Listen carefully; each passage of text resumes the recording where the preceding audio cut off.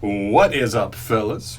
Lady fellas, welcome back to Just Nuts, guys. Today I've got a new video for you talking about Secret Slayers, the new deck build pack that comes out in 3 days?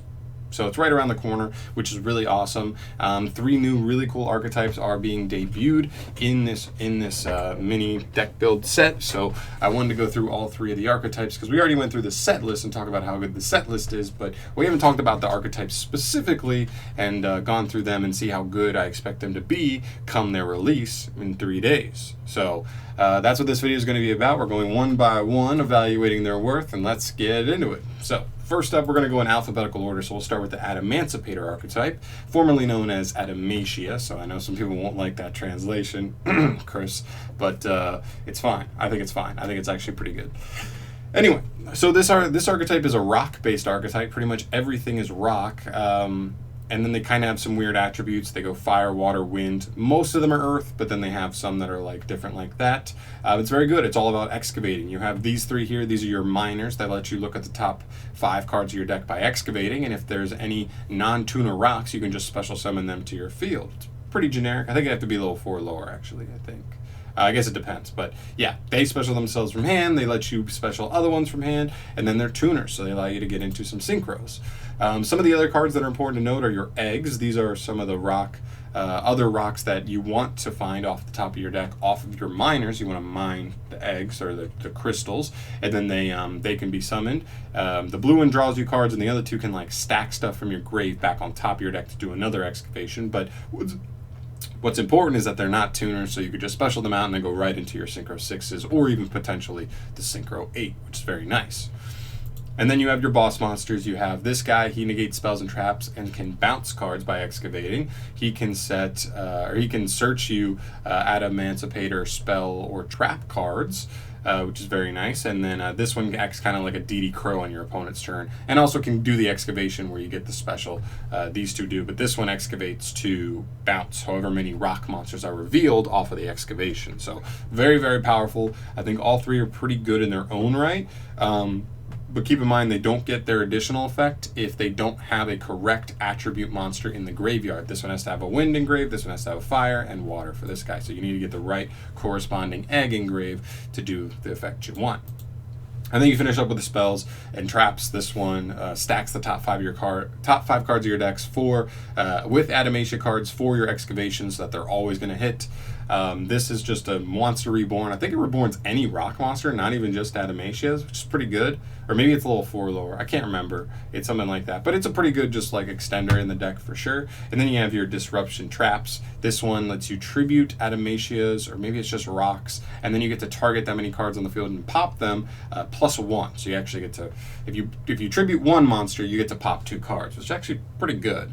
Especially since it's searchable off of the red guy. And then this is a counter trap. I believe it only negates monster effects, but that's good. I mean, that's the one you want more than anything. So yeah, that's pretty much it for all the cards. It's really good. I think it's one of those decks that just, it feels like it has like a ton of extenders, but it does have its downsides. You do have to play, some people play 9 copies of cards like these, so you can end up just breaking on multiple eggs, which is really rough.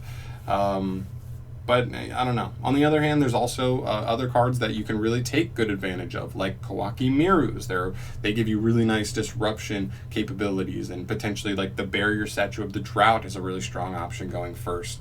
As well as like Doki Doki, some other just generic rock monsters, because all the excavating cards can actually just special any rock monster, as long as it's not a tuner, and I think it has to be level 4 lower for the little ones. So it's pretty cool. I think it's a really cool deck. Has a lot of extenders, has a lot of power plays. Going first, it can definitely set up multiple disruptions, as well as going second, use the blue boy to just wipe boards, bouncing like entire boards once you extend through your opponent's disruptions. It definitely has potential. But I think the one thing that I would say here is that this deck, more so than the other ones, relies on a factor of randomness. You know, you do have to excavate, and if you didn't stack the top of your deck, there is a chance that you whiff, and that can always just like kill your play if it happens at the wrong time. Obviously, you're going to build it to avoid that as much as possible, but it's still going to happen. This is a card game based on luck. Whether that chance is tiny or not, it will eventually happen, and you just got to hope it doesn't happen at the wrong time. So For that, I kind of expect this deck to be more tier 2 on release. I don't think it'll be tier 1. I think that factor of randomness on top of the fact that you have to play a good amount of what we'd call bricks in Yu-Gi-Oh! In the deck, I think is going to hold it back from actually being legitimately up there, but I do think it could definitely be a legit tier 2 contender that everybody should know how to play when you do run into it, because it will be a threat nonetheless. But yeah, good potential here. And any rock monster that's level 4 or lower in the future definitely gives this deck even more potential. There we go. Next up, we've got Eldelich. So still going in alphabetical order. Eldelich is our new zombie archetype. Very, very cool deck here. It's based around one monster, our Eldelich King here. You can discard him and a spell or trap, and then just target him on any card on the field and send it to grave. And then while he's in grave, you can send a spell or trap from your field to the graveyard to add him to your hand, then special summon a zombie from your hand, and then that zombie gains 1,000 attack and can't be destroyed by card effects till the end of the next turn. I know it's kind of a lot there, but yeah, it's a lot. He does a lot of graveyard stuff. He helps out stuff. He helps get himself back on the field. He's very, very good. And because all the spells and traps float, you don't actually lose that much value, even though you have to discard one just to get him in grave, and then you have to discard another from field just to get him back. Like, it's really not that much because all the spells and traps make up for themselves. Speaking of which, this is like one of the best ones in the deck. It's a continuous. Once per turn, you can just pay 800 life points to either add an Eldelich monster or a golden land card from deck to hand. And if it's sent from field to the graveyard, it lets you also add, I want to say, an Eldelixir card from deck to hand. It's one of the spells and traps. So very, very good. It's a searcher. You can do it once per turn, and it floats. Really good card. Next up, we have our Eldelixirs. These are all kind of do similar things. They all either special summon an Eldelich monster from hand, graveyard, deck, but some of them do like hand or deck, or hand or graveyard, stuff like that. One of them's a continuous, the other one's trap. They're all very good, and they also float. So I believe they say like on the next turn or at the end of the turn, they have to like banish to set another like golden land card, I think. Right there. But it's a really good extender. Gets you really easy access to your Eldelich Golden King at multiple times during the duel, and just helping you getting multiple on the field, so you can just overwhelm your opponent with just like big monsters. And they also float, so that's like the other huge thing for them. So really, really strong. Every card just floats in the deck. It's crazy. Also, if you have an Eldelich monster on the field, I believe they can also do their special summons for generic zombies as well, which is really good. It makes this deck really good at melding with just already zombie support. And then we have our golden land cards. Going from left to right, this guy right here, these three are all actually trap monsters, but they all have an effect on summon if you have an Eldelich monster on the field. This guy will get you a pop of any face-up card. This guy will banish any card from your opponent's graveyard, and this guy will make an opponent's monsters attack 0. I'm not sure if that's attack and defense, but I know it's at least attack 0, and I believe that's permanent as well. Also, their stats are pretty good. Like, I think it's like, he's only 500 attack, but 1800 booty. 1800 attack for this guy, which is pretty good, and then this one's like a 2500 booty, which is pretty nice overall. But they help you get other monsters on the field and actual disruptions, especially like the pop and the banish. Definitely the better disruptions there. And then we have our counter trap. Our counter trap just says you can negate, I believe, the activation of anything. I think it's spell, trap, and monster, but you have to tribute a zombie monster from your field, and you had to control an Eldelich just to activate it in the first place. So it's really good. You probably won't play 3 of it because it's super searchable. It is a golden land card, and we have multiple cards that get us to golden land cards, so that's not really a problem. But when you do want it, and you can set up the Eldelich monster on field, you definitely want to have this just to say no to anything. And this is a deck where like stuff like evenly matched and like Lightning Storm can be very brutal. So this card just blanking any one of those like insanely powerful side deck cards is going to give you a good opportunity to like win that duel. But overall, when I'm judging the archetype, I think this deck really, it has a lot of tools. I think it has an insane grind game. It does not work super fast, but it has ways to hold you off in certain situations.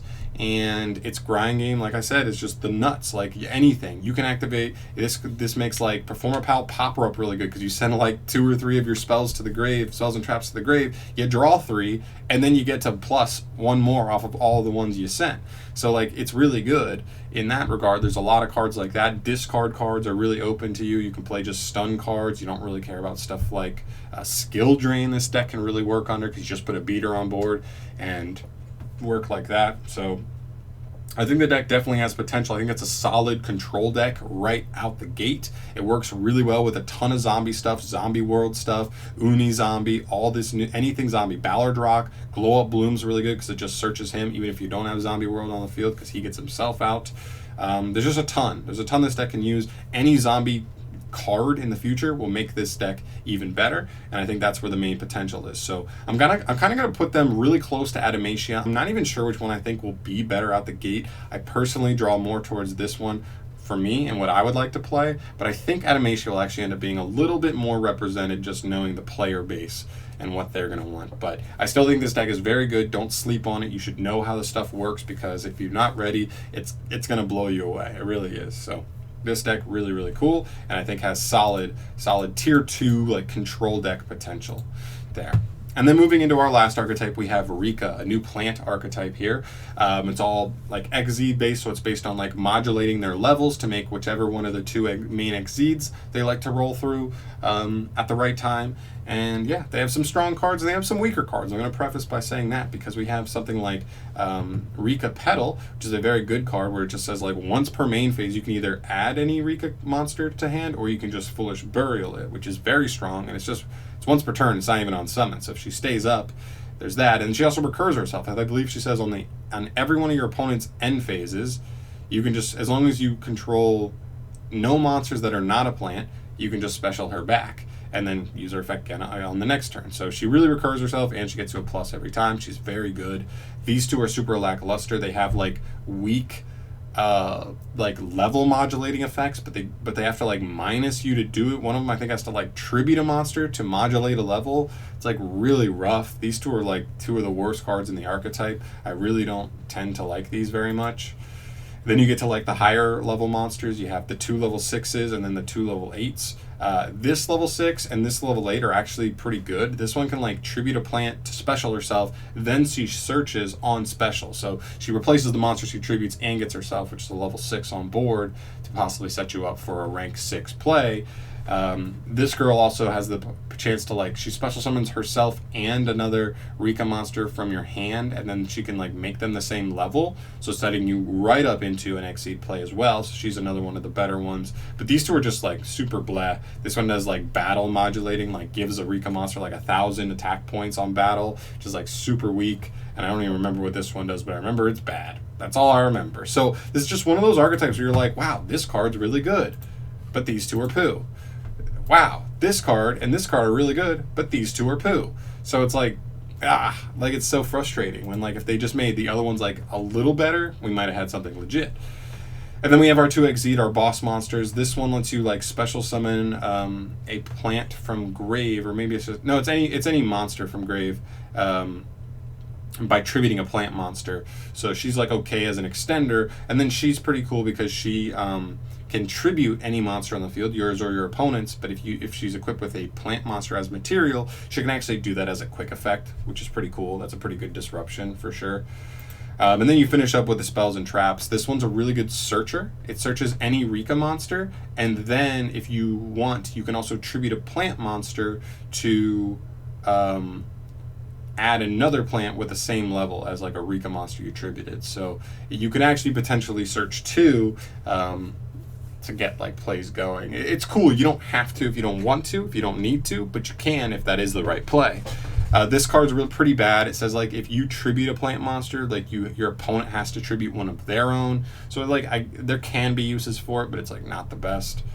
This one's really nice, kind of like a Call of the Haunted in archetype. You can just reborn a Rika, but if you want, you can also tribute a plant to then reborn another plant monster from grave. So you can potentially reborn 2 at the cost of tributing 1.